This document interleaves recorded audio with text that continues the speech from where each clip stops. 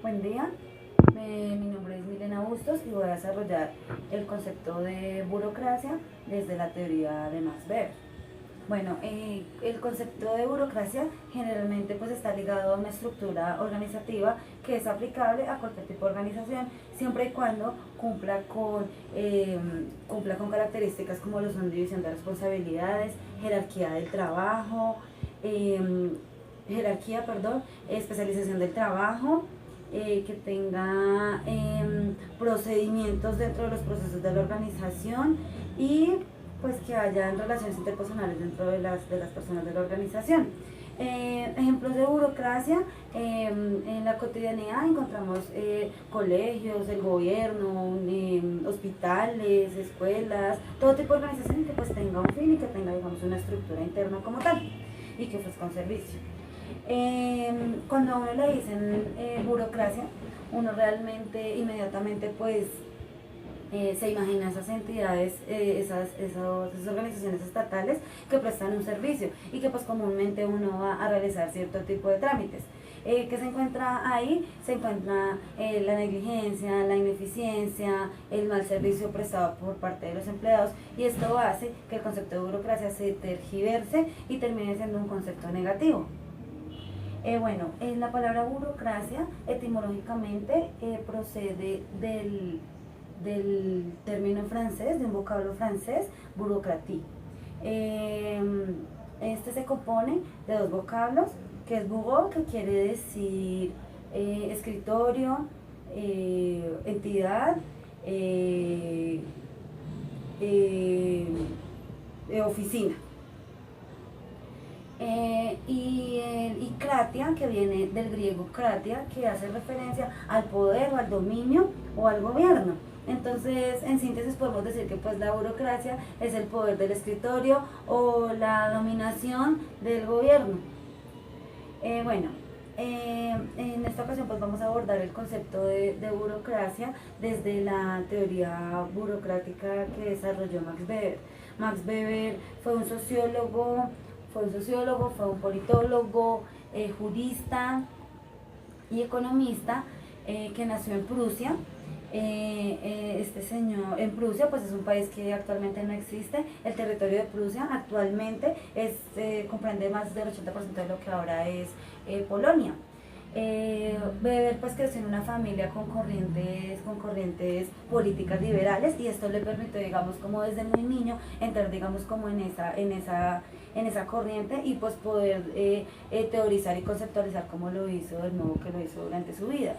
A él lo nombran como uno de los fundadores del estudio del modelo antipositivista, de la sociología y de la administración pública. También lo nombran como uno de los padres de la sociología.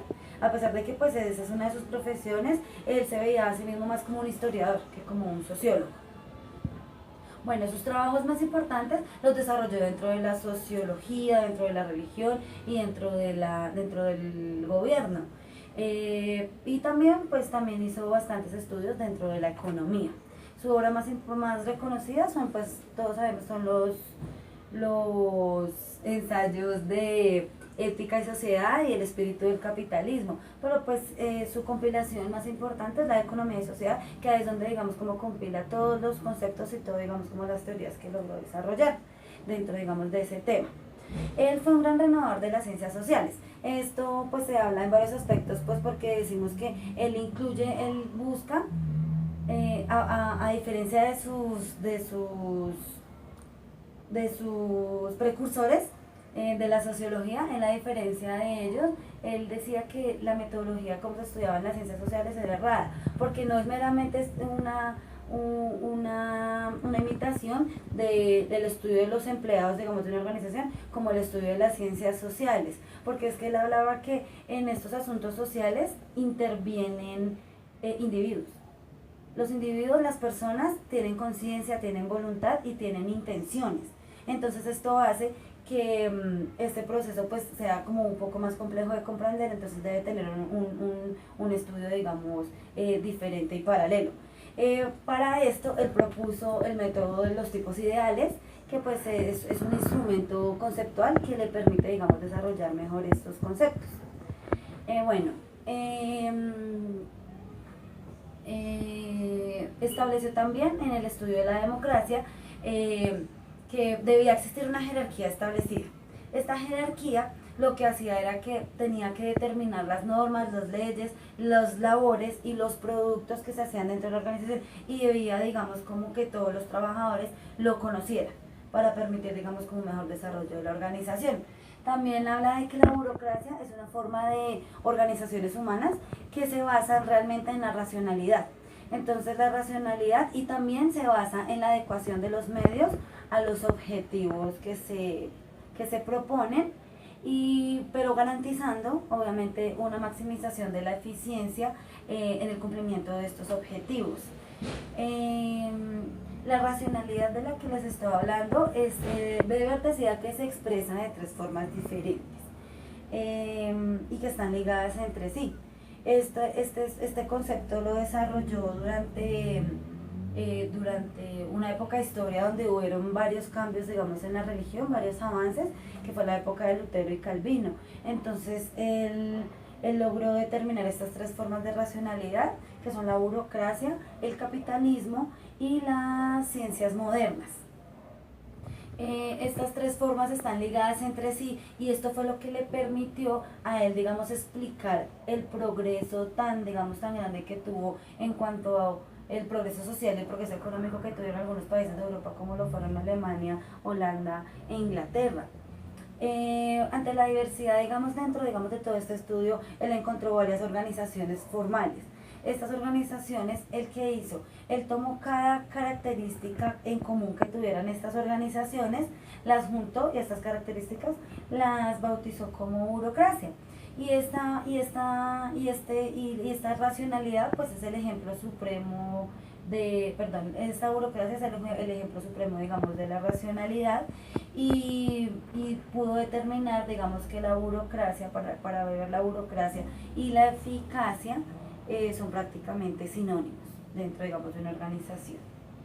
Bueno, Weber reconocía, pues, que realmente la burocracia, pues, crea inconvenientes. Este nuevo concepto, digamos, este nuevo desarrollo de este concepto crea inconvenientes, pero pues él decía que ese era el precio que había que pagar por tener una organización racional y eficaz, y pues que brinda tres ventajas. Él hablaba de tres ventajas importantes que le ofrecía una organización racional. Era, pues, primero, la maximización de la productividad, que es, pues, el cumplimiento de los objetivos. También la maximización de la eficiencia, que ahí encontramos es minimización de recursos para el cumplimiento de esos objetivos, y una minimización del error, donde hablaba que quería controlar el grado de incertidumbre. Y esto, ¿cómo lo hacía? Por medio del control de los trabajadores, el control de los proveedores y el control del mismo mercado como tal. También es importante recalcar que Weber, dentro de los tipos ideales, él tenía un tipo ideal de burocracia. Ese tipo ideal de burocracia debía tener 4 características específicas. Entonces, el tipo ideal de burocracia para Weber debía tener como primera característica una jerarquía. Entonces él decía que debía especificarse una jerarquía de tipo piramidal, la cual contenía grados de mando. Estos grados de mando, una instancia debía supervisar a una instancia inferior, y pues esto se llama en la actualidad subordinación. También, como segunda característica, era importante que existieran unas reglas. Estas reglas son unas normas que debían documentarse, debían especificarse. En estas reglas lo que se hacía era se especificaban las tareas como tal que se debían realizar. Esto que permitía que existiera un orden y que fuera predecible el proceso, para evitar, digamos, que las personas fueran indispensables, sino que pudieran ser cambiables y pudieran hacer, digamos, las actividades por medio de estos documentos, especificando las reglas, digamos, de cómo se debía trabajar.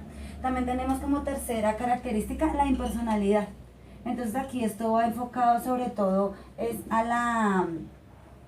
las personas que toman decisiones. Entonces, que es importante porque las personas, digamos, tienen como ciertas características subjetivas. Entonces, lo importante de la impersonalidad era que las personas pudieran tomar decisiones a favor de la organización y no a favor propio.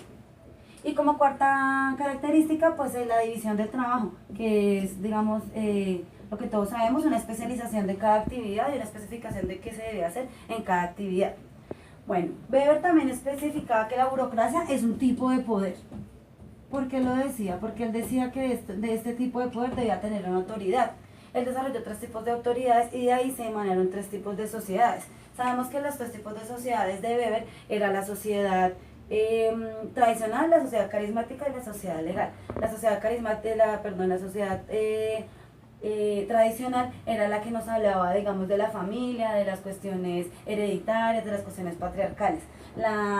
El otro tipo de sociedad era la sociedad carismática, que son los partidos políticos, un buen ejemplo, porque nos especifica que pues debe haber como símbolos y cosas en común. Entonces, digamos, los partidos políticos, los grupos revolucionarios que tienen como un objetivo en común. Y como tercera tipo de sociedad, las sociedades legales, que son las que realmente tienen como una racionalidad y una racionalidad como primera medida y pues una forma burocrática, donde podemos identificar, digamos, todo este tipo de especificaciones dentro de la organización. Weber también logró, que es muy importante, diferenciar entre autoridad, poder, legitimación y dominio. Para él la autoridad es como ese grado de probabilidad de que una orden especificada se cumpla. A diferencia del poder, que el poder es sobre todo ese factor de influencia que permite que uno pueda, digamos, como imponer su propia voluntad y que los demás, digamos, la asuman como tal.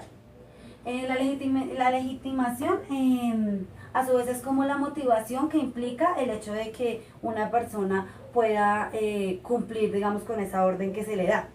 Y la dominación, pues el poder es lo que conlleva pues esa dominación. Cuando, digamos, se detenta el poder y se les entrega el poder, entonces ahí ya hay un tipo de dominación.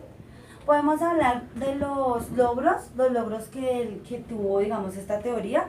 Y pues realmente para ser de la época que es importante resaltar el hecho de diseñar estructuras funcionales, el hecho de, digamos, de lograr organizar organizaciones complejas y lograr poder estructurar y pues lograr un crecimiento sin pérdidas y sin menor eficacia.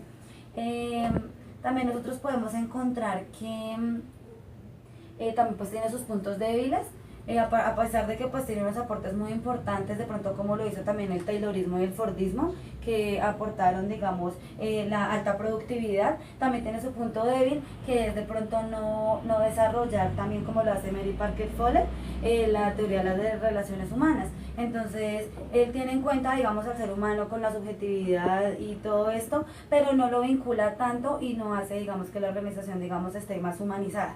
Y eso hace pues que el trabajo, digamos, no sea el mejor y el mejor desarrollado. Y bueno, muchísimas gracias.